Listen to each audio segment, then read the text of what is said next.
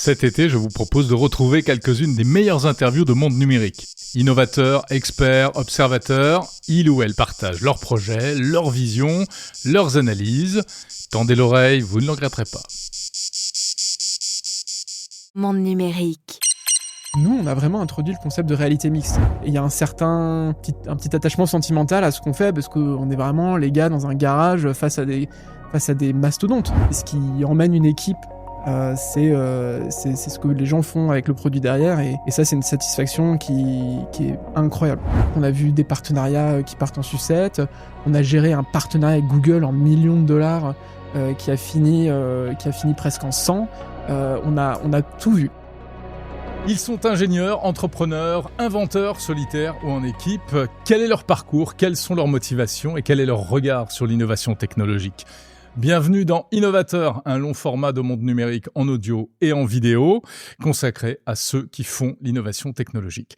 Et mon invité du jour est ingénieur, il est créateur du premier casque de réalité virtuelle, réalité mixte français. Salut Stan Larocque. Bonjour. Stan Larocque, dirigeant de la société Lynx Mixed Reality.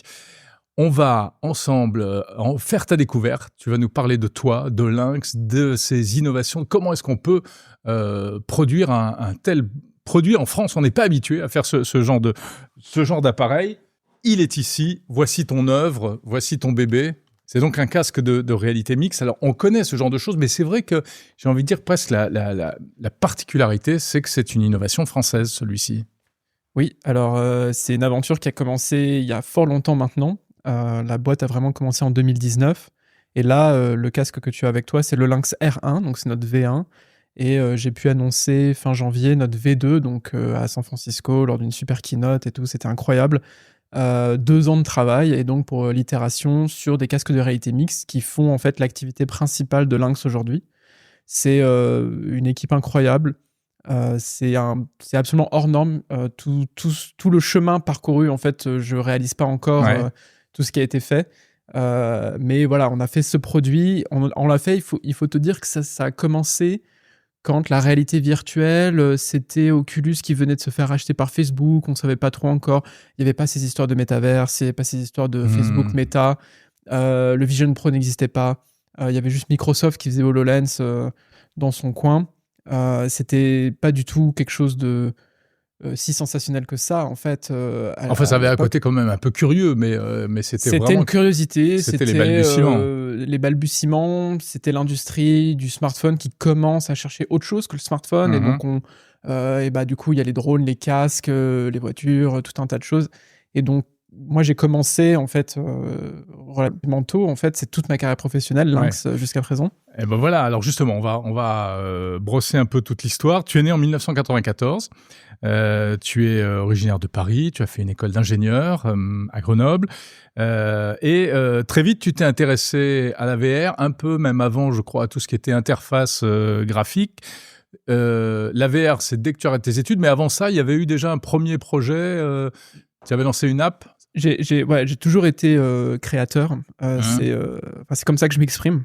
Vraiment, la fabrication, là, c'est la fabrication d'un objet, donc c'est vraiment une consécration pour moi. Mais effectivement, j'ai commencé très tôt à faire du développement d'applications. Et donc, voilà, si vous cherchez de manière lointaine sur Internet, vous trouverez que j'ai fait une application qui s'appelait TikiTalk.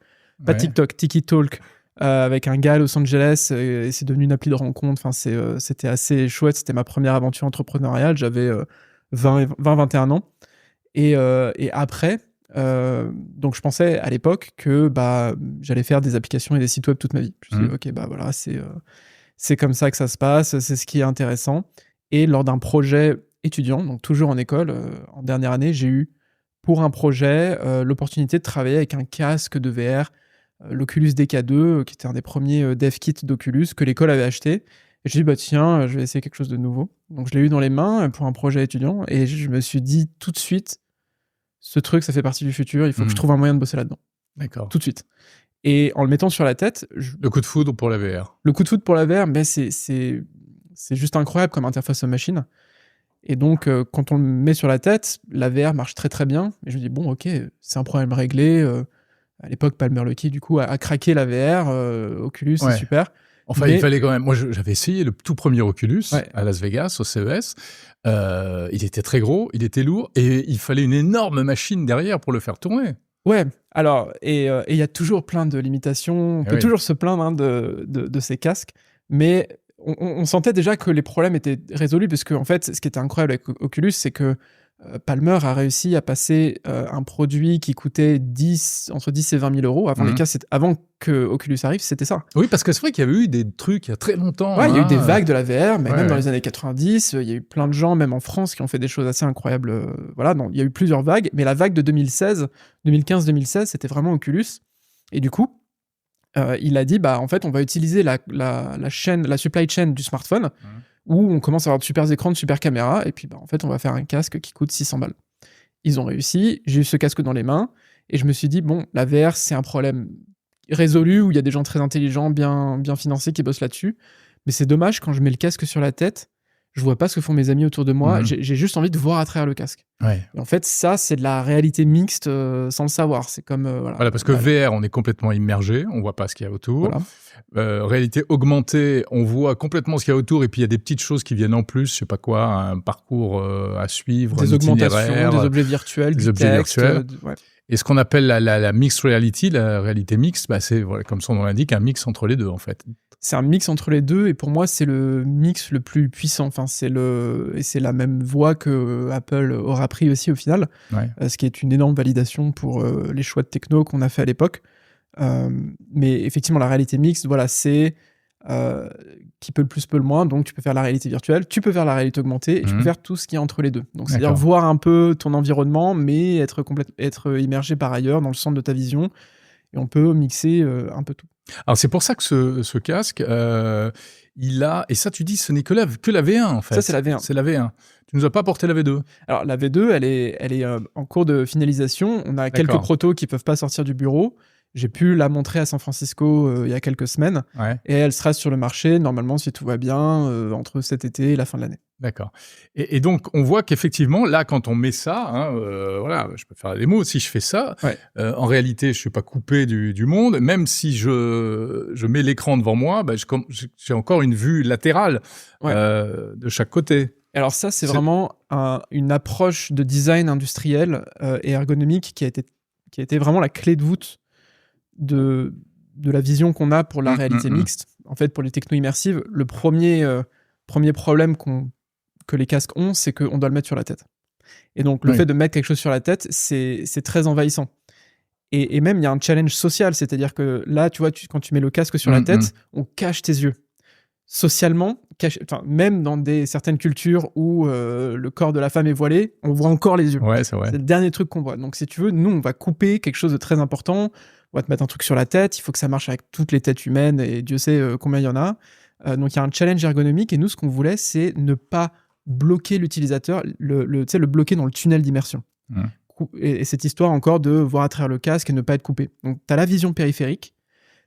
Donc, tu peux mettre une mousse en fait qui vient sémenter, que j'ai pas amené mais qui est dans la boîte. Mais généralement, je le montre toujours ouvert comme ça. Donc, avec la mousse, on est un peu plus immergé du coup. Tu peux faire la VR complètement immergé. Mais tu peux faire pas immergé, ce qui fait que avec ta vision périphérique, tu seras jamais malade. En fait, parce que il y a ce problème-là aussi. Tu es ancré dans l'espace, parce que ta vision périphérique, elle te sert à ton équilibre vestibulaire, voir le danger qui arrive, tout un tas de choses liées à l'évolution. Mais en fait, on voit très très mal. C'est-à-dire qu'au-delà de 60 degrés, on ne voit plus la couleur.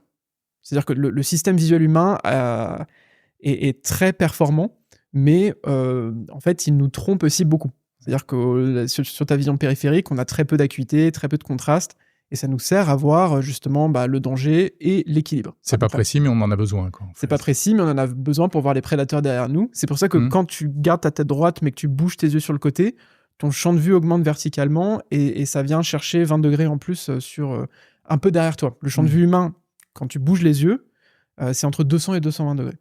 Donc nous, notre métier, c'est de comprendre ce que c'est qu'un œil humain, une tête humaine, et de créer l'illusion. Donc en fait, tu vois, on est un peu marchand de jouets là-dessus, c'est il faut créer une illusion, il faut un peu être magicien, et donc c'est comprendre le système visuel.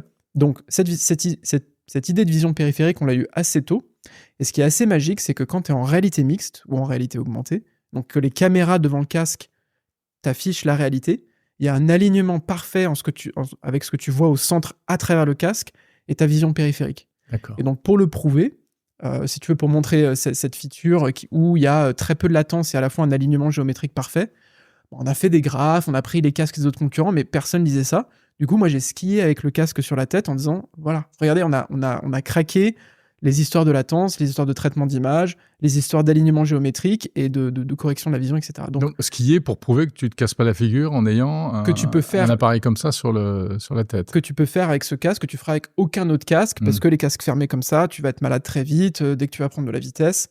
Et ce qui est assez intéressant, tu vois, tu l'as relevé comme ça, avec le flip-up là. Alors, le flip-up, donc ce qu'on appelle le flip-up, c'est cette espèce de charnière. Voilà, c'est le fait que l'écran bascule vers le haut. L'écran bascule vers le haut. On peut aussi l'éloigner pour que ce soit compatible avec tes lunettes, parce que ça rajoute quelques millimètres. Ça a été extrêmement compliqué pour notre équipe mécanique et de designers industriels à faire, mais c'était extrêmement important.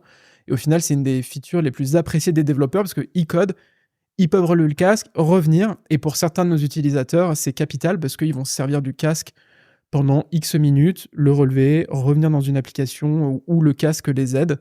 Et donc, c'est extrêmement important. Et il y a tout un tas de choses ergonomiques, le fait que les choses soient aimantées, puissent s'enlever facilement pour les nettoyer à la machine. Voilà, il y a tout un tas de choses assez bien pensées. Les petites mousses devant et derrière. Les mousses. Le poids est équilibré aussi entre l'avant et l'arrière. Hein. Tout à fait. Donc, il pèse 550 grammes et il y a un équilibre parfait. En fait, quand je dis équilibre parfait, c'est-à-dire que le centre de gravité du casque sur une tête humaine moyenne, il arrive à ce niveau-là. Donc, juste devant l'oreille, c'est le centre de gravité de notre tête, en fait. Et donc, ça fait que tu peux le porter plus longtemps sur la tête sans qu'il te gêne. De la même manière, il touche pas ton visage. Et donc, il va s'appuyer ici, mais les autres casques, ils s'appuient ici. Il s'appuie sur le front au lieu de s'appuyer sur les yeux. Quoi, voilà, en fait. et donc ça vient sur ta structure osseuse, ça vient aussi sur le maquillage, pour une certaine partie de la population. Il y a plein de choses comme ça. Sur les lunettes, tu parlais des lunettes. C'est un problème, les casques fermés avec les lunettes. Tout à fait. Et il y a tellement de choses à prendre. En fait, c'est tellement multifactoriel que c'est forcément un compromis. Et donc, nous, on a essayé de faire un compromis en se disant, OK, on va essayer de faire le casque le plus fin du monde pour certaines raisons, de parallaxe avec les caméras, de mettre le paquet sur l'ergonomie, puisque c'était assez facile par rapport à nos concurrents, surtout Meta, qui met tout le poids à l'avant, ou le Vision Pro, même aujourd'hui, ce qui est quand même assez fou. On a quand même marqué certains points. On a fait des vagues dans l'industrie, donc avec cette V1, avec la V2 encore plus. Donc voilà, on a réussi en fait à créer une équipe qui a ce savoir-faire de développer des casques de réalité mixte. Et ça n'existe pas en Europe. Il n'y a aucune autre société en Europe qui fait des casques comme ça, sans fil, qui se mettent sur la tête. C'est ça qui est dingue. Il y a que vous, quoi. Alors, il y a des gens qui font des casques avec des fils encore pour les gros PC. Mais c'est des casques qui coûtent plus de 10 000 €, qui sont pas du tout connus du grand public. En Europe, la seule société qui a réussi à faire un casque standalone, donc c'est-à-dire c'est l'ordinateur spatial comme le décrit Apple. C'est-à-dire, t'as l'optique, l'optomécanique, l'électronique, l'ordinateur de bord, le CPU, le GPU, l'OS à prendre en compte. Tout ça, on a réussi à le faire. Et avec 25 personnes à Paris. Waouh. Et Meta, rappelle-moi combien ils sont pour refaire leur... Alors Meta, c'est assez drôle parce que Meta, ils sont... alors ça bouge parce qu'ils font des layoffs, après ils recrutent du monde. Ils sont plusieurs milliers. Avant, je crois qu'ils étaient en dizaines de milliers. Je crois que maintenant, c'est plutôt entre 5 et 10 000. Et j'ai fait un calcul assez rigolo. J'en ai reparlé lors de la keynote à San Francisco. Il ne faut pas oublier que le financement de Lynx, le financement annuel de ma boîte, c'est 4 heures chez Meta. C'est-à-dire le burn rate. Donc, Meta, c'est 1 milliard par mois de pertes. Et donc, si tu au global ou la division juste la division ARVR. C'est-à-dire que Mark Zuckerberg a fait un pari qui lui a coûté et qui lui coûte toujours aujourd'hui 100 milliards. 100 milliards. Et on sait pas où ça va. Voilà. Alors, on sait très bien où ça va. Nous, on sait très très bien où ça va. On sait ce qu'ils font avec. En fait, ils vendent à perte. Tout simplement, ils subventionnent le produit et c'est pour ça que à chaque casque vendu, ils perdent de l'argent. Donc, ils vendent beaucoup de casques parce qu'il est pas cher et donc du coup, ils perdent énormément d'argent. Parce qu'ils le vendent quelques centaines d'euros. Ils le vendent 400 € et donc ils partagent énormément de composants semblables avec nous en termes de caméra, en termes de chipset, Qualcomm et de tout un tas d'autres produits. On sait combien ça coûte. Oui, je garantis qu'ils perdent plusieurs centaines d'euros pour chaque casque vendu. tout comme les Meta Ray-Ban aussi, qui sont une autre catégorie de produits chez eux, les lunettes connectées. On va en parler, tu me diras un peu ce que tu en penses de ça, justement des lunettes. Donc en fait, vous avez craqué le deuxième step de la VR, quoi. Vous n'êtes pas parti de zéro, c'est pas vous qui avez inventé le casque VR, mais vous avez franchi un cap, vous avez introduit un nouveau concept, ce concept plus ouvert, etc. Le concept surtout de réalité mixte à l'époque, c'était HoloLens. Donc HoloLens, c'est le casque de Microsoft qui ne fait que de la réalité augmentée. Alors ils appelaient ça réalité mixte, mais bon, c'était des petits malins en marketing chez Microsoft. Et en fait, nous, on a vraiment... Et rappelons que c'était une vitre qui venait c'était vraiment une vitre devant les yeux. transparente sur le transparente, un peu fumée en plus. Si voilà, alors d'ailleurs, ne vous faites pas avoir, les produits de réalité augmentée généralement bloquent pas mal de lumière ambiante. C'est presque des lunettes de soleil au final. Donc ils ont réussi plein de compromis et c'est encore des produits très très chers. Nous, on a vraiment introduit le concept de réalité mixte, c'est-à-dire qu'avant que Apple ait le Vision Pro des années plus tard, on était vraiment les premiers à dire non, les gars. Les technologies immersives, c'est la réalité mixte, ça va être avec des caméras qui sont maintenant meilleures parfois que l'œil humain sur certaines métriques, qui vont nous apporter la réalité et on va pouvoir contrôler chaque photon parce que les photons deviennent des pixels. Et on peut tout contrôler et c'est ce qui est assez extraordinaire avec ce produit, et surtout quand je vois les usages que les gens en font, c'est que c'est la première fois que tout ce que tu vois est partagé avec un ordinateur. Tout ce que tu vois, le centre de ta vision. Oui, parce qu'il y a des caméras devant. Donc tu vois à travers des caméras. On voit à travers les caméras ce qu'on appelle le pass-through, qui est sur tous les casques. Et donc, mais le pass-through, c'est quoi ? Le pass-through, c'est la reprojection de ce que la caméra voit sur ton œil. Voilà, elle filme dehors et elle me le montre devant les yeux. Mais entre-temps, la caméra, elle passe par un CPU, elle passe par un GPU, elle passe par un ISP. Donc on peut faire du traitement dessus. C'est là-dessus qu'on va rajouter les objets 3D. C'est là-dessus qu'une IA va te dire, ah bah tiens, là, il y a un truc qui t'intéresse. Et donc tu partages ta vision avec un ordinateur, et même l'ordinateur le voit avant toi, parce que ça arrive sur la caméra avant d'arriver à ton œil. Mais tu dis l'ordinateur, mais ce casque-là, il est autonome. Il est complètement autonome. Il n'est pas connecté, l'ordinateur est dedans. Je parle de l'ordinateur qui est là-dedans. Qui est là-dedans, voilà, tout à fait. Et donc cet ordinateur, donc on travaille avec Qualcomm, on utilise leur dernière puce pour travailler. Une fois de plus, on est les seuls en Europe sur ce créneau. Et on contrôle du coup toute la pipeline de l'image. Donc il faut réduire la latence, il y a tout un tas de choix qui sont différents de la pipeline classique des smartphones. Et en fait, d'un point de vue même philosophique, c'est cet ordinateur voit les choses avant moi et va m'aider à comprendre ce que je suis en train de faire. Et donc nos clients qui sont des chirurgiens, des pilotes d'avion, des techniciens de la SNCF, tout ce monde un peu professionnel va être aidé par des outils d'IA, tout le monde parle de l'IA, et en fait la meilleure interface homme-machine pour interagir avec une IA, c'est pas le texte, c'est pas la vidéo, c'est au-delà. Mais il y a quoi au-delà de la vidéo ? C'est l'expérience, et du coup, c'est avec ce genre de matos. D'accord. Tu as parlé des utilisateurs de ce casque aujourd'hui, justement. Alors, qui sont-ils un peu plus en détail, et pourquoi faire ? Qu'est-ce que ça apporte concrètement ? Parce que vous n'êtes pas dans le gaming. Surtout pas. Non. Et c'est pas un produit grand public, en réalité. Il n'est pas vendu à la Fnac ou chez Boulanger. Non, alors justement, on ne fait pas le même pari que Meta. Okay. J'ai pas 100 milliards à brûler, pas encore. Et donc, le pari qui a été fait, c'est de se dire, où sont les usages où on peut vendre le casque sans faire de perte, avec une plus-value, parce qu'en fait, il faut qu'on existe en tant que société. Et donc, clairement, ce qui a été identifié, c'est ce que j'appelle du jeu vidéo pas sérieux. Donc, c'est en fait, quand on dit formation professionnelle, en fait, c'est un jeu vidéo sérieux. Et donc, tout ce qui est formation professionnelle dans la médecine, la défense et l'industrie, les casques de réalité mixte, c'est incroyable pour ça. Parce que tu travailles la mémoire musculaire, que tu sois un technicien ou un chirurgien, tu fais un geste qui a une valeur ajoutée. Et donc, ce geste, c'est vachement mieux de le faire en vrai, de t'entraîner vraiment sur une maquette réelle ou une maquette digitale, que de regarder, comme nous on a fait, une vidéo ou dans un manuel. Mais alors, on s'entraîne sur une maquette, mais j'ai quoi comme image dans le casque alors ? Par exemple, on a fait des choses donc avec le professeur des tutos, Nataf. Des en fait, tu as un organe virtuel devant toi, tu as un cœur virtuel, et on te dit, tiens, vas-y, va chercher la tumeur qui est là. Okay. Et donc ça, sur un cœur réel, c'est compliqué à reproduire. Sur même des cœurs de cochon, ça coûte cher. Et donc, tu as tout un tas de formations qui peuvent être accélérées. Le taux d'erreur peut être réduit. Tu peux faire plus de choses avec une augmentation virtuelle qu'avec quelque chose de réel. Tu peux passer ton doigt à travers sans que ça fasse plein d'éclaboussures. Et donc ça, en fait, ce genre d'utilisation, ça se translate assez bien dans tout un tas d'industries. Donc, former des pilotes, former des techniciens. On a fait des vols en zéro gravité avec l'Agence spatiale européenne pour former les futurs astronautes. En fait, il y a plein d'usages que ces casques trouvent, en fait, dans la formation professionnelle et l'assistance à distance. Donc, c'est des usages pro.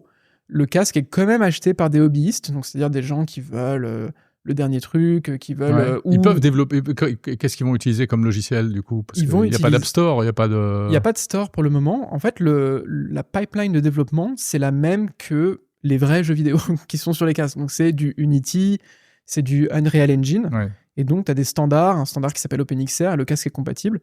Une de nos grosses différences aussi, c'est que tout l'OS, on le contrôle.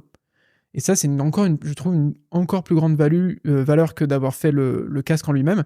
C'est de contrôler l'OS. C'est-à-dire que l'OS, on le compile nous-mêmes, on est chez nous. Ok. C'est quoi comme... C'est basé sur Android. Okay. Donc la partie open source d'Android qui s'appelle AOSP, Android Open Source Project. Donc en fait, c'est la base Android que tout le monde va utiliser, que tu fasses une voiture, un frigo, un smartphone. Après, qui est open source. Qui est open source. Donc on prend cette partie open source et on va rajouter dessus nos drivers, les choses spécifiques à Lynx, à nos produits.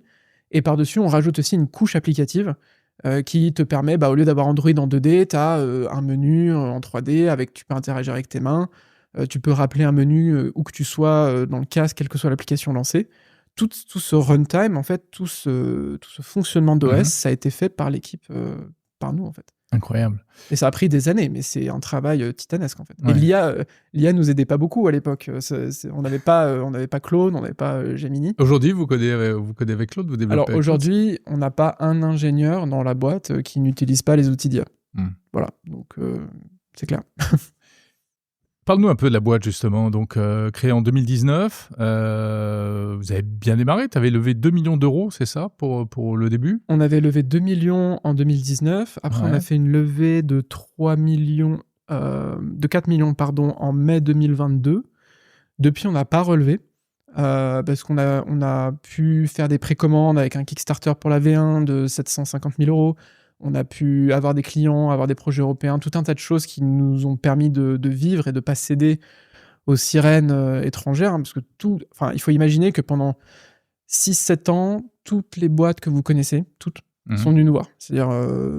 les Meta, Google, tout ça. Snapchat, Microsoft, Xiaomi, ByteDance, asiatiques, américains. Et donc, en fait, on s'est rendu compte, au fur et à mesure que les gens venaient nous voir, que ce qu'on faisait, c'était bien. Parce que du coup, ça attire... du coup, moi, ça m'a permis de créer un réseau dans la Silicon Valley, qu'on se fasse un nom dans l'industrie, de négocier avec les mêmes fournisseurs que les très grands dans la supply chain américaine, grâce à Qualcomm, grâce à tout un tas de partenaires sur place. Et ça m'a permis Donc, tu es connu aux États-Unis je suis connu. Dans ce milieu-là. Dans le milieu de la RDR, ouais. Oui, si tu me dis Lynx, oui, les gens connaissent.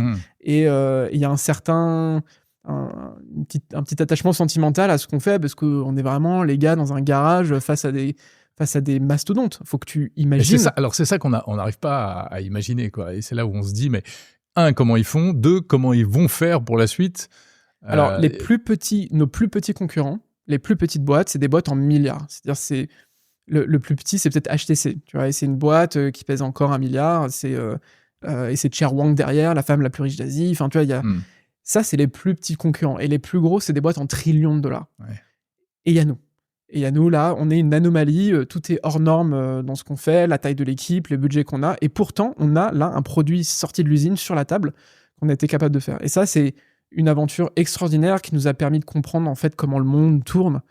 Tu vois, comment les semi-conducteurs sont payés, comment on les négocie, comment ils sont produits. Les caméras, les écrans, en fait, comment ça arrive dans nos vies, tout ça, tout autour de nous. Ouais. Donc ça, c'était une expérience juste extraordinaire. Ça, c'est de la folie. Tu passes ta vie... Enfin, tu vas aller en Chine aussi, j'imagine. Tu vas en Chine, à Taïwan, en Corée du Sud. Tu vas voir les usines, certaines usines qui sont aux Philippines, notamment pour les écrans. Tu es obligé, en fait. En fait, c'est une des parties les plus agréables de ce travail. Peut-être aussi les plus dures, mais c'est de faire le tour de la planète pour chercher la meilleure batterie, le meilleur écran, la meilleure puce. Et tu es obligé d'être très vulnérable, de rencontrer beaucoup de gens. Et ça a été une expérience géniale. Et donc, au passage, je remercie énormément Grégoire, qui est notre relais à Taïwan sur place, qui est un Français qui a bougé là-bas il y a 13 ans et qui a rejoint l'équipe Lynx et qui nous a permis de sortir le casque parce qu'il parle chinois couramment. Et donc, quand on est ensemble là-bas, c'est beaucoup plus simple. Et il se trouve aussi qu'il a une boîte de nuit, que du coup, négocier avec les gens à Taïwan, c'est beaucoup plus sympa. Ah ouais. En fait, il y a tout un... En fait, c'est aussi ça, une équipe, c'est des gens qui se rencontrent. C'est ça, la vie d'une boîte. Une entreprise, voilà, c'est des hommes qui se rencontrent. Et j'ai eu la chance, en fait, d'avoir une équipe absolument hors norme, à l'image du produit, en fait. On a vraiment mis énormément de boulot et d'âme là-dedans. Et je pense que ça se sent. Je pense que la communauté aussi nous le rend bien et nous soutient énormément. Mais tu dis, tous ces géants qui sont venus vous voir, c'était pourquoi? Curiosité? Taper à la porte? Essayer de vous racheter? C'était pour nous racheter, c'était pour investir, c'était pour essayer de recruter mon équipe dans mon dos. Voilà, coucou Meta. Ah oui. C'était, oui, pour... Pas clean, ça. Non, mais il n'y a rien de clean. C'est le business, il n'y a rien de clean. Et plus ils sont gros, plus ils s'en foutent. Hein. Ouais. Donc, non, il y a eu un peu de tout, de l'espionnage industriel, il y en a eu. Ah ouais. Je vous donne un exemple aussi, par exemple. Donc, on sort la V1 qui a une optique très particulière. Donc, je l'ai là, voilà. Ça ressemble à un petit diamant. Et ben en fait, tu vois, cette optique, ouais. C'est unique. C'est-à-dire qu'on est les seuls à avoir mis ce genre d'optique dans notre casque. C'est un prisme catadioptrique. Enfin, c'est un truc de fou.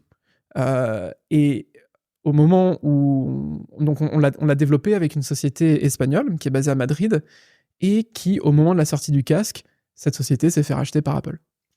Voilà. Donc, j'ai dû rattraper Pablo, le CEO, par les cheveux avant qu'il parte à Cupertino en disant tu me signes de quoi utiliser la lentille pour mon casque. Et donc, c'est pour ça que si vous regardez entre notre V1 et notre V2, on n'a pas du tout la même lentille, on a changé d'architecture. L'architecture est meilleure et parce que aussi, en fait, Apple, comme ils ne pouvaient pas forcément faire ce qu'ils voulaient avec nous, pour dire les choses ainsi, et ils ont acheté un de nos suppliers. Ah, c'était vraiment je vous le garantis, je te le garantis parce que en fait aujourd'hui je suis toujours en contact avec eux, avec ces Espagnols. Ouais. Ils ne font rien chez Apple. Ils sont à la retraite. Wow. Et donc c'est on vous achète, on vous parque et c'est fini. Mais c'est quoi, pour vous faire disparaître? Non, pas pour nous faire disparaître, mais pour mettre la main sur le truc. Ouais, pour essayer de déstabiliser en fait, parce que eux ils étaient en train de préparer le Vision Pro. Tu vois, c'était en 2023. Le Vision Pro a été annoncé 1 an ou 2 plus tard.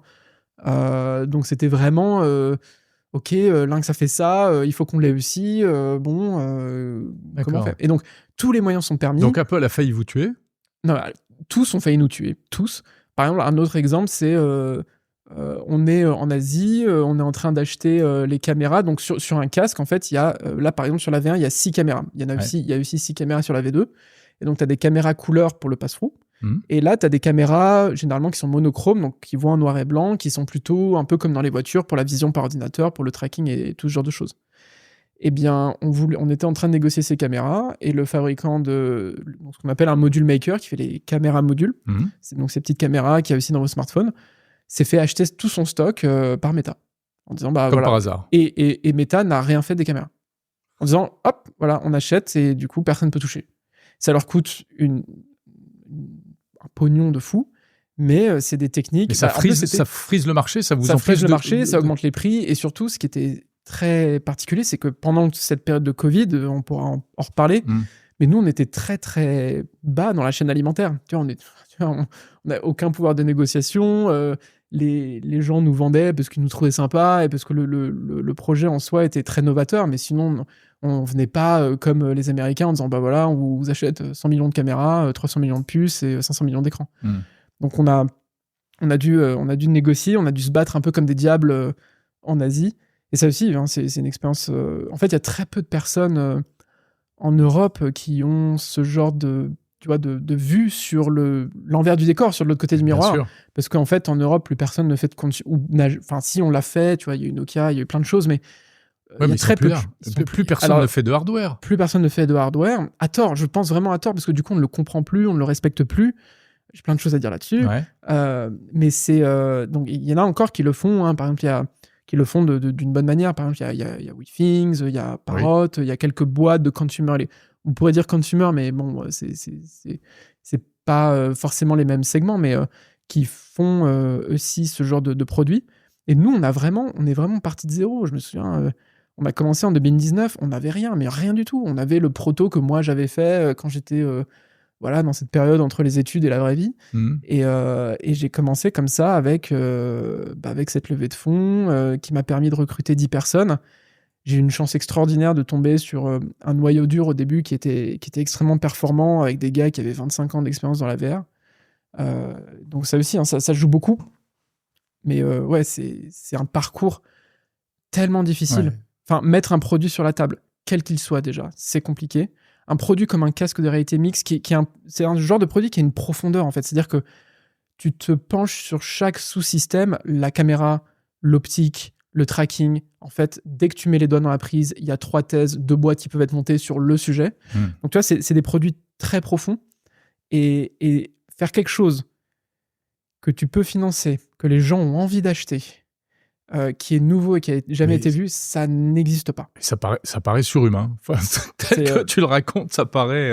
Ah non, mais c'est ouf. Et les gens le racontent aussi dans la boîte, autour de la boîte. Ça va, t'arrives à dormir quand même? Ouais, non, clairement pas. Ouais. C'est un combat de chaque instant. C'est pas, je pourrais rien faire d'autre que de créer des choses, comme ça, parce qu'il y a.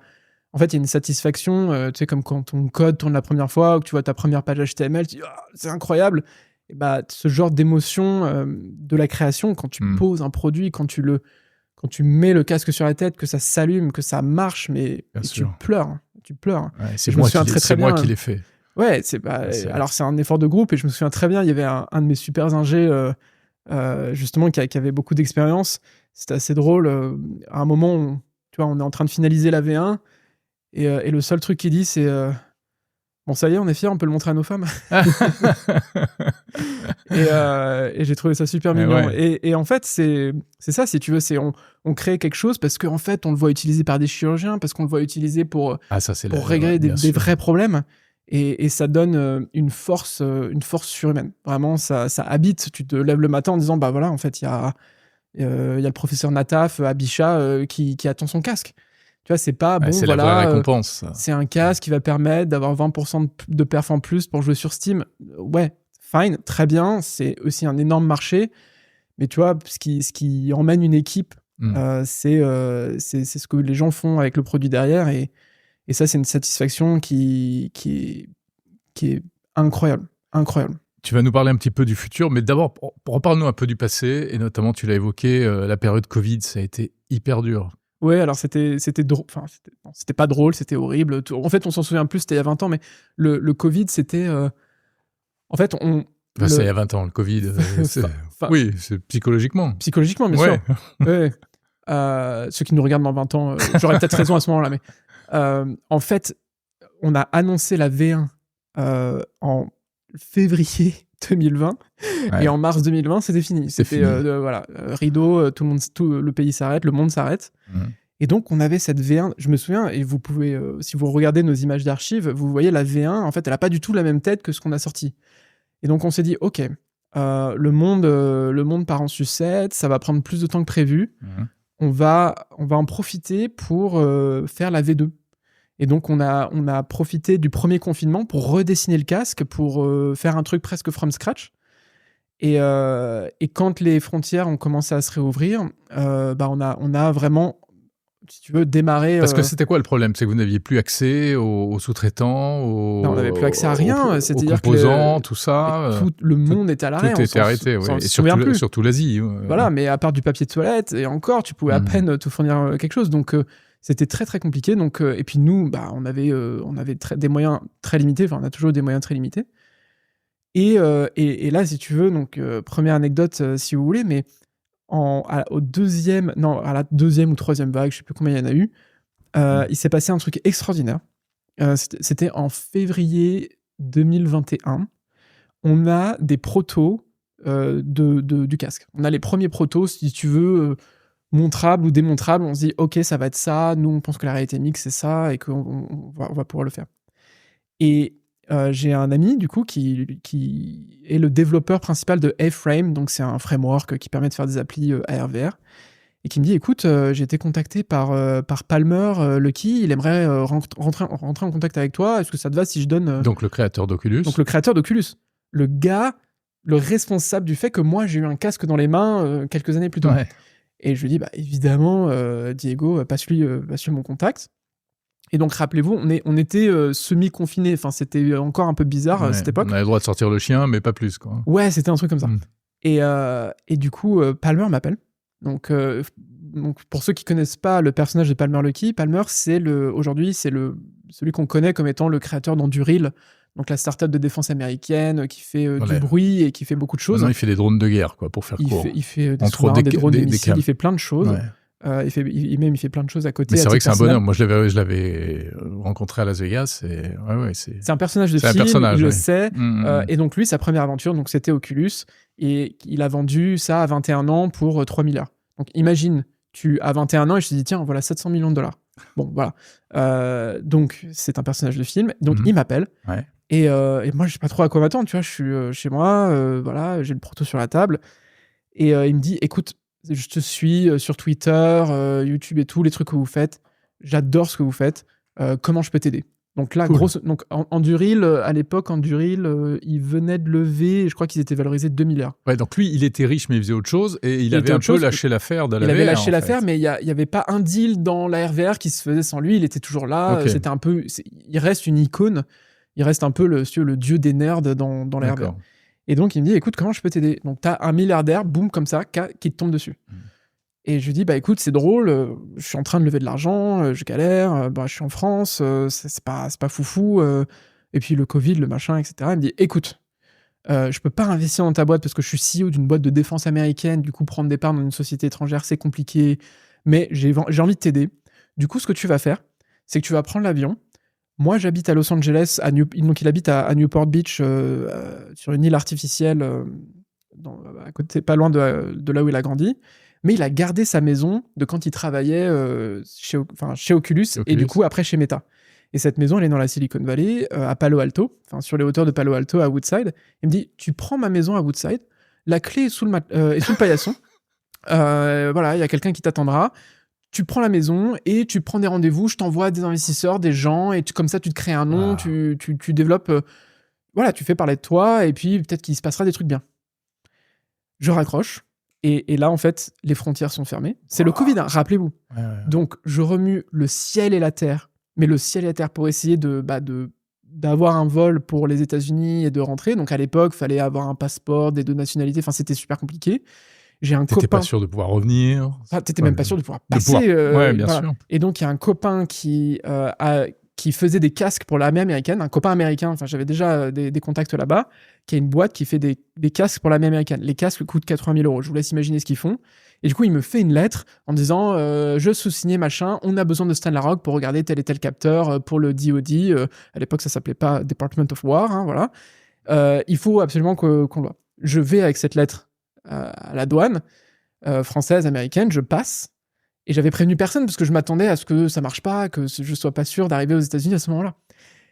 Et donc j'arrive et j'écris à Palmer, bah voilà, c'est bon, j'ai pas... lui il avait aucune idée, enfin il s'était pas pour lui, ouais, tu passes la donne, c'est bon. Ouais, c'est facile. Tu prends ton jet, tu viens, quoi. Ouais, c'est ça, c'était pas intellectualisé plus que ça. Donc déjà, petit parcours du combattant, et là j'arrive à l'adresse qu'il m'envoie. C'est une maison avec 14 champs, 15 salles de bain, un terrain de tennis, les écuries. Non mais le truc de fou. Une énorme piscine. Enfin, c'était dingo. J'ai des photos de tout. C'était absolument dingue. C'était génial. T'étais seul ou t'avais emmené des gens de l'équipe? Non, j'étais tout seul. Et donc, je suis tout seul dans cette énorme baraque. Lui, il est à Los Angeles. Donc, je suis un peu sous le choc. Et du coup, j'écris à mes copains sur place en disant, les gars, je suis dans la baraque de Palmer. J'appelle Palmer et j'appelle son chief of staff. Parce qu'à l'époque, il avait déjà un chief of staff. Et je lui dis, écoute, Austin, est-ce que je peux recevoir des gens? Je suis pas à l'aise, je suis pas chez moi. Et là, il me dit, ah non, mais t'as pas compris. C'est ta baraque maintenant, là. Tu fais... il faut que tu t'en serves. Parce que nous, on s'en sert pas. Donc, autant que ça serve à toi. Ouais. Et donc, incroyable. Et pendant 1 mois et demi, je reste dans cette maison et je me fais, tout le monde vient, je rencontre absolument tout le monde, des icônes de la Silicon Valley, tout le monde vient voir le casque, tout le monde vient me rencontrer aussi, c'était absolument génial. Donc je remercie encore Palmer qui a contribué à ce moment-là. Après, je suis allé le voir à Los Angeles. Qui est-ce qui est venu? Il y a eu tout le monde, des gens d'Apple, de Lenovo, des investisseurs. J'ai pu pitcher Founders Fund, j'ai pu pitcher les plus gros fonds de la planète. C'était absolument incroyable. Bon, voilà. Encore un truc. Alors, et ça, qu'est-ce qu'il en est ressorti? Et ce qu'il en est sorti, c'est que donc au bout d'un mois et demi, je vais voir Palmer, je lui montre le casque pour de vrai. Lui, il n'est pas venu te voir. Il pouvait pas. Parce que lui, il faisait Enduril. Il était pas venu me voir. Il se trouve qu'il était pas venu me voir. Et donc on se rencontre chez lui. Donc lui, donc la maison qu'il avait dans la Silicon Valley, déjà, c'était un délire. Alors la maison dans laquelle il vit vraiment à Newport Beach, là sur Lido Island, une île artificielle, c'est la maison du méchant de James Bond. Mais clairement, t'as une partie sur l'eau, l'autre partie sur la rue. Il a acheté la maison en face et en fait, pour creuser un tunnel entre les deux maisons, et ça fait de lui le propriétaire du plus gros stand de tir privé intérieur de Californie. Enfin bref, il a un bateau de fou furieux, il a 5 hélicoptères. Enfin, c'est... Bah, je t'ai dit, 21 ans, 700 millions de dollars. Bah voilà, qu'est-ce que tu veux qu'il fasse ? Tu perds un peu la tête, forcément. Mais, et pour autant, pas tant. Enfin, il est extrêmement intelligent. Et donc, j'ai pas levé des fonds à ce moment-là. C'est venu quelques mois plus tard, lors de notre deuxième levée de fonds. Ça s'est pas, en fait, et au final, ça s'est fait avec un seul Américain, et sinon, c'était avec des Européens et puis des actionnaires historiques français que j'avais. Mais ça aurait pu être mieux, non ? Ça aurait pu être mieux, mais en fait, si tu veux, ce qui est compliqué avec Lynx, c'est que je suis une société française, tout est basé à Paris. Donc, un Américain investit dans une boîte à Paris, sauf si tu t'appelles Mistral, qui a essentiellement des actionnaires américains, pourquoi, tu vois, alors que je peux investir dans d'autres banques dans la Silicon Valley. Et c'est très compliqué, en fait, de lever des fonds. Moi, ça a toujours été ma bête noire. Je dirais ma principale faiblesse, c'est que malgré le projet, malgré l'équipe, les débouchés, on n'a jamais eu plus de soutien que ça financier, parce qu'en fait, le monde financier ne suit pas aussi bien l'actualité que des journalistes tech, par exemple. Des dons qui se disent « Ah, ok, une boîte d'ARVR, hop, je google ARVR, quelles sont les headlines ? Meta perd 1 milliard par mois. Bon, qu'est-ce qui fait que ce jeune-là, dans son garage à Paris, avec ses 3 mecs et la bande à Basile, il va réussir là où Meta, ou Magic Leap, ou Microsoft n'y arrive pas ?» Oui, ils ont une lecture très, très analytique des choses, mais pas beaucoup de profondeur finalement sur l'histoire de la tech.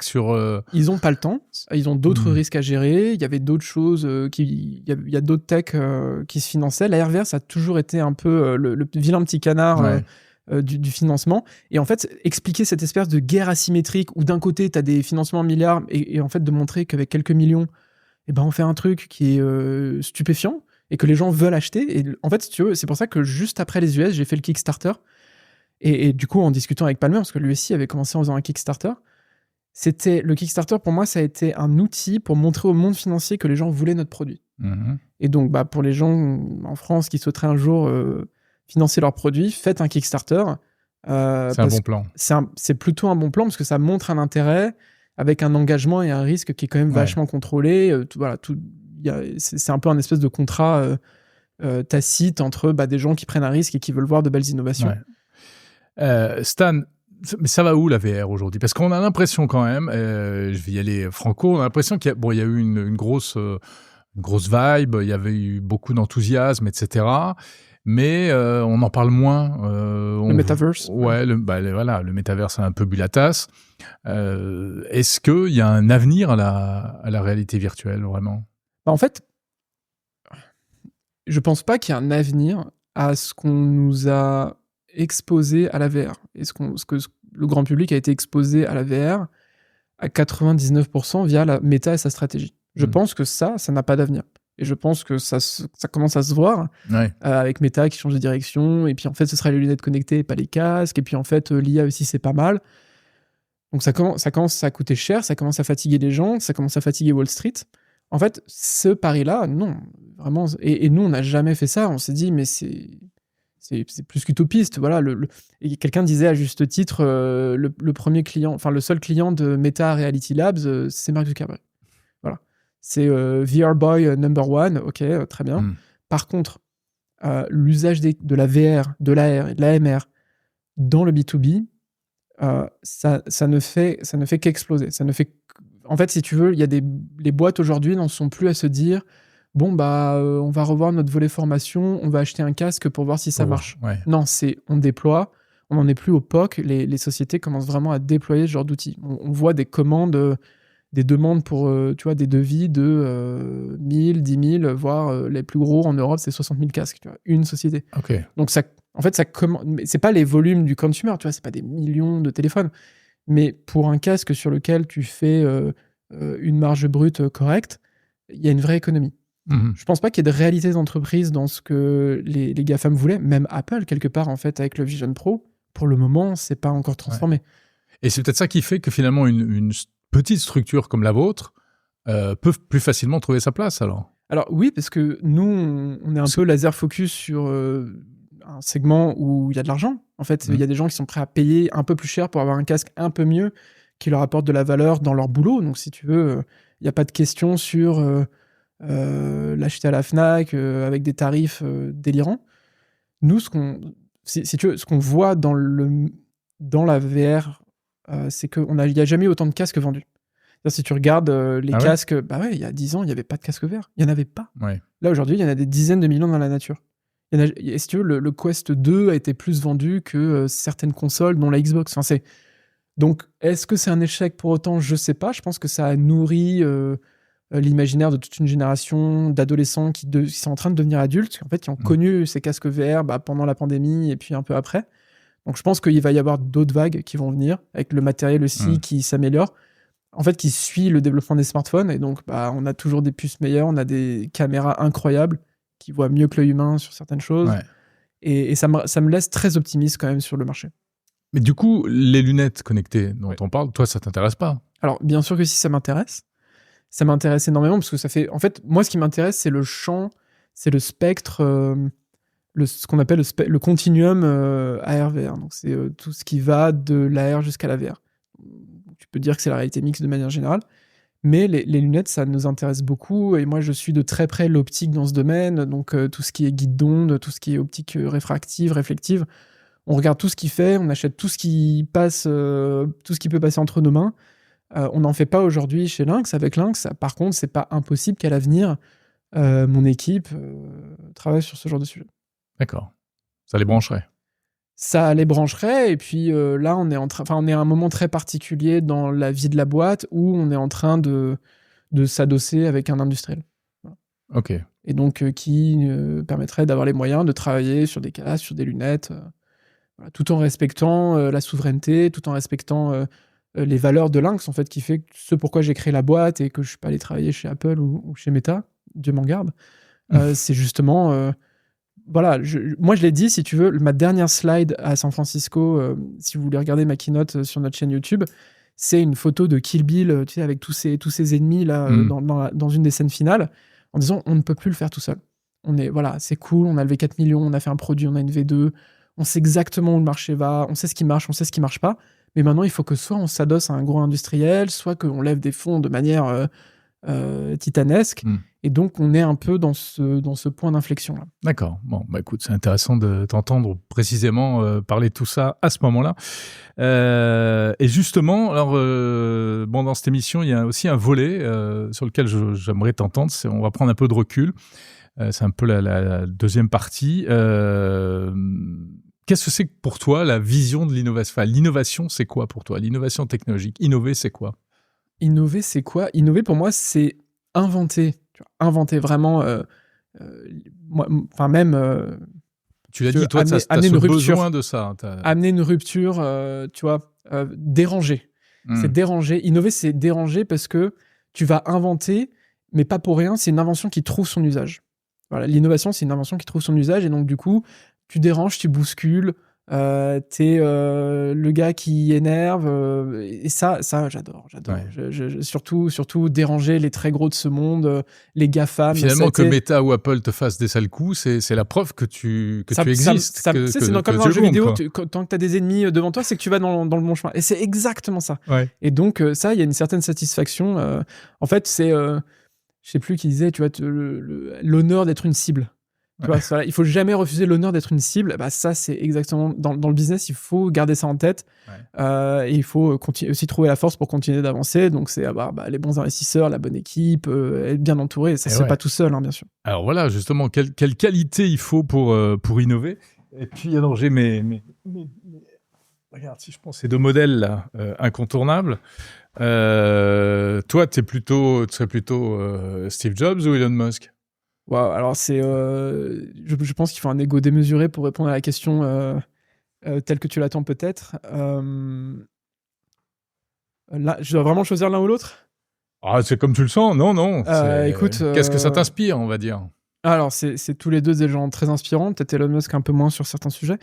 Non, clairement, Steve Jobs, c'est assez incroyable. Je pense moi, j'ai eu la chance, si tu veux, de commencer ma vie adulte quand il était encore là, et d'avoir été inspiré par les keynotes de l'iPhone 4, je crois, c'est le dernier qu'il a fait, ou le 4S, le MacBook Air qui sort de l'enveloppe.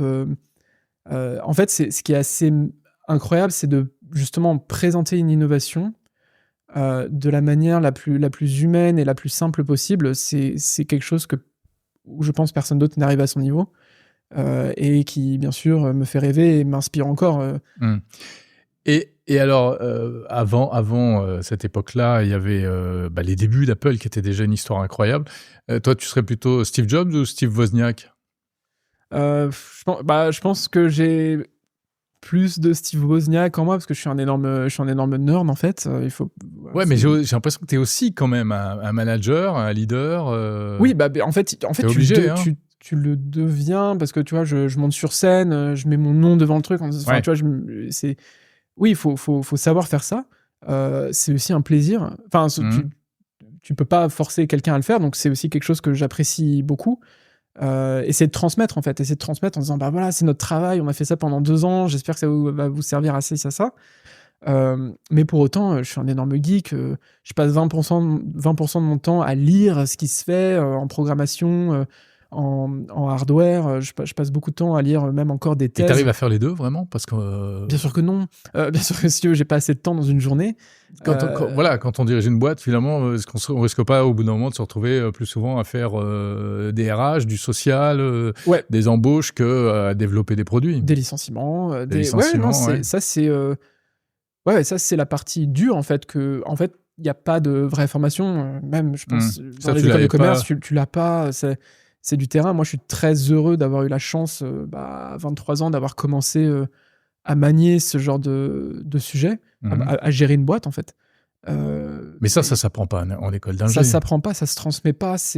Tu peux avoir les meilleurs actionnaires du monde qui, peut-être, ont tout le temps raison, mais tant que tu n'as pas touché du doigt toi-même et que tu t'es pas pris un fou furieux qu'il faut absolument licencier, tu sais pas. Tu penses que le monde, il est gentil, et non, en fait, tu te rends compte que... tu as vécu? Ah, mais on a vécu absolument tout. Donc, j'ai un super directeur général, et tous les deux, on a vu des KRH, on a vu des partenariats qui partent en sucette, on a géré un partenariat avec Google en millions de dollars qui a fini presque en 100. On a tout vu. On a vraiment tout vu, et aussi ça, voilà, donc ça durcit le cuir, tu vois là. C'est ça qui fait l'expérience. Et encore une fois, tu vois, pour parler avec d'autres entrepreneurs en France, il y en a pas tellement en fait qui se frottent à tout ça, parce que tu vois, Lynx en fait, ça tu parlais de WeThings, c'est ans. Intéressant parce que WeThings, et je le sais pour avoir Eric, souvent Eric Carrel, lui, il a vécu un peu tout ça, les hauts, les bas, etc. Exactement, des très hauts, des très bas. Et en fait, moi, si tu veux, le parallèle que je pourrais faire pour décrire un peu ce genre de vie, c'est, tu vois, en fonction de la personne que tu veux devenir, tu vas choisir vie professionnelle, et c'est une sinusoïdale. Tu vois, et donc, par exemple, Eric, c'est des hauts à 300 millions, des bas aussi à 300 millions, des stress pas possible. Moi, c'est pareil. Négocier avec Google, est-ce que ça va le faire? Et puis, en fait, au bout d'un an, on s'écharpe et c'est horrible. C'est des levées de fonds qui se font pas, des escrocs qui viennent te voir. Enfin, c'est une sinusoïdale assez incroyable. Et après, tu peux avoir d'autres carrières où, en fait, tu as une sinusoïdale plus tranquille. D'autres types de carrières, tu vois. Je vais pas donner d'exemple parce que je veux que personne se sente diminué dans sa sinusoïdale, parce que chacun vit ses combats à l'intérieur de soi. Mais voilà, moi, je vis une sinusoïdale. Quel que soit ce que je vais faire après, je pense que je vais me faire chier. Et on se le dit, tu vois, mon équipe, on se dit tous, oh là là, mais tu vois, avec ce qu'on voit au bureau. Mais l'histoire n'est pas finie, là. L'histoire n'est pas finie. Et d'ailleurs, voilà, dans quelques mois, il se passera peut-être quelque chose, comme j'ai dit, avec un industriel. Ouais. Mais on se dit avec mon équipe, parce que c'est une série Netflix vraiment tous les jours. Enfin, il y a vraiment des saisons. Hein, et l'équipe se dit, mais qu'est-ce qu'on va... Même des gens qui ont, comme je t'ai dit, 55 ans et plus, me disent, Lynx, c'est mon meilleur job.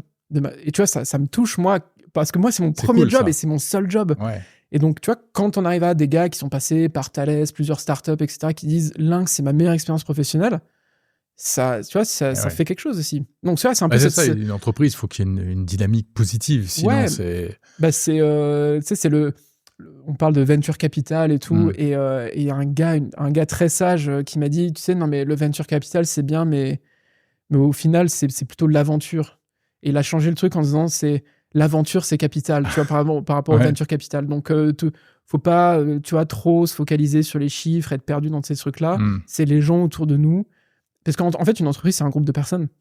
Et voilà. Et c'est là-dessus que parient les investisseurs, bien souvent. Sur les gens. Ouais, au final, plus que sur les technos, non? En fait, l'asset intangible d'une boîte, c'est l'équipe, c'est le jus de cerveau. Enfin, en tout cas, dans une boîte comme Lynx. Après, si vous faites des petits pois chez Carrefour, c'est peut-être différent, mais dans une société de technologie, c'est l'asset premier, ça reste l'équipe. Quel que soit le chiffre que tu fais. Du coup, tu as des gens qui étaient là depuis le début. C'est comment ça a beaucoup tourné ou On a eu très peu de turnover pendant 5 ans, personne n'est parti. Et puis après, en 5 ans, les gens divorcent, les gens meurent, les gens, tu vois, il se passe la vie, quoi. Et donc, on a eu très peu de turnover. Ouais, je dirais qu'au total, tu vois, sur 30 personnes, 35 personnes au total, j'en ai 5-6 qui sont partis. Mais, tu vois, il y a des gens la majorité, en fait, sont là depuis le début. Et ça aussi, c'est un gros signal, tu vois. C'est parce que c'est des gens tous très brillants qui pourraient tout à fait aller chez Meta. Enfin, ils ont eu des offres... tu vois, auprès de tous les GAFAM. Et pourtant, ils sont là, ils y sont restés. Donc, tu vois, la mission aussi dans une boîte, c'est important. Enfin, pourquoi tu te lèves le matin et quel genre de personne tu veux devenir, c'est capital. Enfin, voilà. Faut pas s'oublier. Hein. Donc, faire du hardware en France et innover... Ne le faites pas. Ne le faites pas. Voilà, c'est le premier conseil que je donne. Après, je donne d'autres conseils, mais... Ne le faites pas, vous allez souffrir, quoi. Mais faites-le quand même, puisque c'est possible. C'est un métier de chien.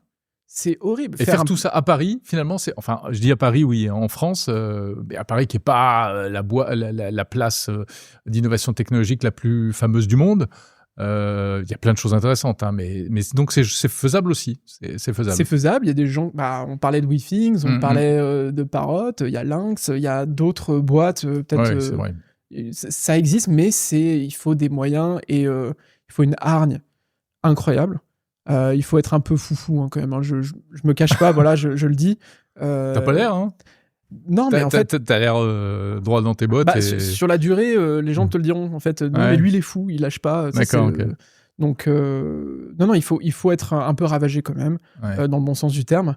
Mais voilà, moi, je lâche pas. Je pense qu'on a aussi plein de choses à faire dans l'existence. Donc, voilà, Lynx va prendre une nouvelle dimension cette année. L'équipe, pareil, en fait, il y a un film que je recommande qui s'appelle General Magic. Est-ce que tu l'as vu? Oui, qui est incroyable. Un documentaire qui raconte l'histoire de cette boîte californienne qui avait inventé l'iPad avant l'iPad, en réalité. Et du coup, tu vois, une des dernières personnes qui est partie de chez Lynx, elle est chez Apple aujourd'hui. Et je me dis, mais quelle que soit la trajectoire de la boîte, en fait, ce qui en sort, c'est, tu vois, c'est le savoir, l'expérience qu'on se fige quelque part et qu'on cristallise à travers tout ça. Et du coup, je suis autant excité pour la suite que tout ce que j'ai vécu jusqu'à présent. Avant qu'on se quitte, quelques petites questions, mon petit questionnaire de ce programme. Alors, une décision dont tu es le plus fier? Une décision dont je suis le plus fier. En fait, en 2024, en septembre 2024, on signe un très gros contrat donc avec Google de plusieurs millions, où Google voulait que notre prochain casque soit compatible avec Android XR. Et Android XR, c'est le système d'exploitation XR, comme ils ont Android Auto, comme ils ont... Ils sont en train de mettre dans le casque qu'ils font avec Samsung, d'ailleurs. Qui est dans le Galaxy XR avec Samsung, qui va dans d'autres produits que vous verrez mi-2027, notamment. Et ils nous ont dit, voilà, on voudrait que votre casque soit compatible Android XR. Et donc, c'était génial, les actionnaires sont contents, tout le monde est content. Mais l'équipe software, ils ont un peu chaud, tu vois. Ils se disent, attends, si Google amène Parce qu'Android l'OS, XR, c'est pas Android, parce que toi, tu parlais d'Android. En fait, c'est Android, c'est la même base que nous, Ok. mais avec la surcouche Google, le Play D'accord. Store, les API, Google qui fait tout pour toi, en Ok. disant, toi, tu fais des casques super bien, des smartphones très bien, regarde, on a un OS pour toi, tu n'as rien à faire. Ouais, ok. Mais en fait, tu finis par faire un casque Google, Bien sûr. grosso modo. Et ça, c'est leur technique, ça a très bien marché avec les téléphones. Et une de mes décisions, ça a été de me retourner vers ma team software en disant, les gars, vous ne bougez pas. Parce qu'en fait, j'aurais pu virer toute ma team software et dire, bah non, maintenant j'ai Android XR, qu'est-ce qu'on s'emmerderait en fait à continuer à faire du software, et puis je vends un casque pareil, et j'ai Google derrière moi. Et j'ai dit à ma team software, en parallèle, donc on bosse avec Google sur Android XR, et en parallèle, on continue cet OS souverain et ce stack au-dessus de AOSP, d'Android open source, parce qu'on a quand même des clients dans la défense, dans le médical, et peut-être que le jour d'après, Google, ils ont l'habitude d'abandonner des projets aussi. Il faut qu'on maintienne ce savoir-faire et cet asset. Et ça, c'est aujourd'hui ce qui fait une des grosses valeurs de Lynx, c'est tout le code en fait qui a continué, qu'on a pu faire. Donc je suis très content de pas avoir, de pas m'être endormi sur Google, tu vois. C'est une décision qui allait dans le sens de la souveraineté numérique, avant qu'on en parle autant qu'aujourd'hui, quoi. Oui. Après, souveraineté, on en parle, mais est-ce que ça existe vraiment ? C'est un autre débat. Voilà, mais non, ça n'existe pas à 100%, mais c'est comme on tend vers la souveraineté. Ouais. On tend vers le bonheur, on tend vers la souveraineté. Ouais, on essaie tous. Le conseil que tu... Enfin, non, ça c'est donc la décision dont tu es le plus fier. Et est-ce qu'il y a une décision, à l'inverse, que tu regrettes particulièrement ? Des décisions que je regrette, oui, bien sûr. La décision que je regrette le plus, je pense que c'est d'avoir... de pas avoir assez travaillé sur moi-même pour avoir le succès qu'on aurait aimé avoir avec le monde financier, donc le monde du venture capital ou du private equity. En fait, si tu veux, on incarne bien ce qu'on fait chez Lynx. Je pense qu'on a su le transmettre à notre industrie, à nos clients. C'est une marque aujourd'hui qui a une résonance mondiale dans le secteur. Et pour autant, j'ai pas su jouer au jeu avec les codes du venture capital. Et donc, c'est-à-dire, qu'est-ce qu'il aurait fallu ? C'est-à-dire, peut-être que je pitchais pas assez bien, peut-être que j'incarnais pas assez bien le sujet, j'avais pas les codes, j'ai pas forcément non plus le réseau. Donc tu vois, par exemple, aujourd'hui, les investisseurs dans Lynx, je n'ai pas de fonds. J'ai pas de fonds d'investissement. Ce sont des gens que j'ai convaincus au fur et à mesure de l'aventure.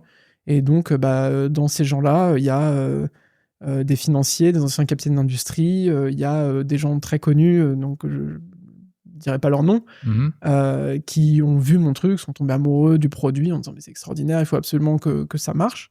Et pour autant, les fonds d'investissement, j'ai toujours eu des noms et j'ai eu toutes les raisons possibles et inimaginables. Et donc, je me suis beaucoup remis en question en disant mais qu'est-ce qui fait que j'arrive pas à passer des choses où, par ailleurs, tu as des sociétés et tu te demandes comment elles ont réussi à lever des fonds. Donc ça, c'est peut-être quelque chose que je regrette et qui sera peut-être différent dans une prochaine aventure, en fait. Le conseil que tu aurais aimé recevoir quand tu avais 25 ans, quand tu... Tu as quel âge ? Non, j'ai 31 ans, là. Ouais. Bon, enfin, quand tu as démarré, quoi. Quand j'ai démarré... Ah là là, c'est difficile. Le conseil que j'aurais aimé avoir... En fait, j'aurais aimé avoir du conseil... Enfin, j'ai perdu du temps sur certaines choses, notamment par rapport au monde financier, où je suis allé pitcher des gens, ça n'avait pas d'intérêt. Je ne le sais jamais vraiment, mais c'est peut-être des conseils pour aller plus vite dans le développement d'une société. Donc, comme je l'ai fait une première fois, maintenant, je saurais faire. Ouais, si tu devais le refaire aujourd'hui... j'aurais peut-être pas fait Lynx en 6-7 ans, je l'aurais fait en 2-3 ans, tu vois. Et donc, voilà, il y a des jeunes aujourd'hui qui me contactent, je veux monter ma boîte, comment vous avez fait, monsieur, avec votre casque et machin. Et donc, mon deuxième métier, c'est d'aider des jeunes à pas faire les mêmes erreurs que moi. Ouais, mais t'es déjà dans le step d'après, quoi. Ouais. Un jour ou l'autre, tu seras ce mentor-là dont des plus jeunes auront besoin. Alors, j'ai eu la chance d'en avoir des mentors incroyables que j'ai encore. Qui ça ? Par exemple, Bernard Kress, qui est un Français qui bosse aujourd'hui chez Google, qui a bossé chez Microsoft et qui était le président du SPIE. Donc, c'est le Society for Photonics, je sais plus quoi, les ingénieurs optiques dans le monde. C'est un peu le Karl Lagerfeld de l'optique. Bon, il est vivant. Et Bernard, lui, c'est quelqu'un qui m'a beaucoup aidé, comme il aide beaucoup d'autres jeunes. Et en fait, c'est des gens... T'as cette espèce de classe dans certaines industries d'hommes ou femmes qui, arrivés 55 ans, sont arrivés au sommet de leur profession, gagnent des fortunes colossales, regardent autour d'eux et se disent « Ok, bah maintenant, comment je transmets, comment je mets la main sur l'épaule d'un jeune en disant « Tu sais quoi, je vais te montrer... Et ça, bah, j'espère arriver à ce moment-là aussi dans ma vie. Ce serait un indicateur de succès, clairement. Mais j'en ai eu, donc il y a eu Bernard, il y en a eu d'autres que j'ai aussi en actionnaire. Et puis même, dans certains membres de mon équipe, c'est des ingénieurs avec qui j'ai beaucoup appris au final. En dehors de Lynx, quelle est l'innovation qui te fascine le plus aujourd'hui ? L'innovation qui me fascine le plus, je pense que c'est... clairement, c'est les Starlink.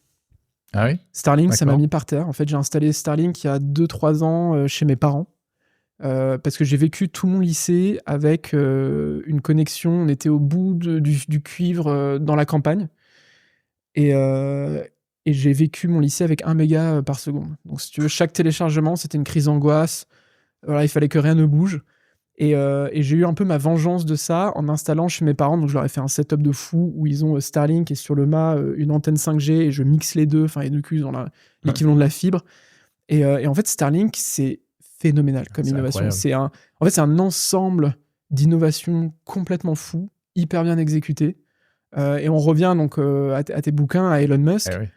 On peut dire énormément de choses sur lui, sur le personnage, sur sa gestion de ses entreprises. Le volet Starlink, c'est un coup de maître. Les autres aussi, c'est pas mal quand même. Hein. Non, mais les autres aussi. SpaceX, Tesla. La voiture électrique de base, à travers Tesla, SpaceX. Et ce qui est étonnant, c'est la cohérence entre tout ça en réalité. Tout ça, c'est des briques dans son plan machiavélique de... Quand tu parles avec des ingés qui bossent avec lui, pour en connaître certains, en fait, c'est la même boîte. Oui, en fait, c'est SpaceX, Tesla, t'es chez Musk, t'es chez Elon Musk. Et pour lui, il voit à travers une seule entité. Tu vois, c'est une extension un peu comme, tu vois, t'as beaucoup d'entreprises intuitives personnées. Donc là, pour le cas de ces entreprises, Elon Musk, clairement, c'est le cas. Et ouais, Starlink, c'est l'Ukraine en dépend entièrement. En plus de mes parents, mais c'est génial. Dans les avions aujourd'hui, on a 300 mégas dans les avions en plein vol, sur tout le vol. Tu dis là où l'homme veut amener le réseau, l'eau potable, il le fait. Et tu vois, et la manière dont c'est fait, l'élégance du système, la complexité technique, je trouve ça phénoménal. Voilà, c'est ceux qui n'ont pas encore testé Starlink, ceux qui ont peut-être des parents ou des grands-parents en zone rurale. C'est phénoménal. C'est-à-dire qu'on va vers Starlink quand on a un problème, pour résoudre un problème, quoi, celui de la connectivité, du débit. Bon, où tu te vois dans 5 ans, 10 ans, 20 ans, toi et Lynx ? Alors, j'en ai... La vraie réponse, c'est que j'en ai aucune idée. Ça part vraiment dans toutes les directions. J'en ai absolument aucune idée, mais je suis très, très excité pour les 5 prochaines années parce qu'en fait, on se rend compte qu'on arrive à un espèce de plateau où voilà, on a livré ces casques, on a montré que c'était possible. En fait, juste le fait de montrer que c'était possible, si tu veux, moi, j'ai déjà gagné. Parce que quand on parle de Lynx, dans la presse internationale ou même en France parfois, dans la même phrase, on dit « Oui, Lynx, qui, comme Apple, a fait un casque de réalité. » Quand dans la même phrase, on met ta boîte et Apple, Google, Meta, juste avant même de voir le produit, t'as gagné. Ouais. Et ça énerve beaucoup en face. Et j'adore. Voilà. Et donc, j'ai envie que ça continue. Tu vois, j'ai envie de continuer, moi, dans ma vie, à faire des choses comme ça, qui viennent un peu mettre des culbutes à ce qui peut être admis comme « Non, mais ça coûte 100 milliards de toute façon. » Et puis, il n'y a que Google qui peut faire ça. Non, les gars, en fait, toutes ces boîtes, elles ont aussi commencé pareil, avec 10 mecs dans un garage. Et en fait, c'est garder cette énergie, garder cette force. J'espère pouvoir conserver tout ça et continuer. Merci Stan Larocque, Lynx Mixed Reality et longue vie à Lynx. Merci Jean.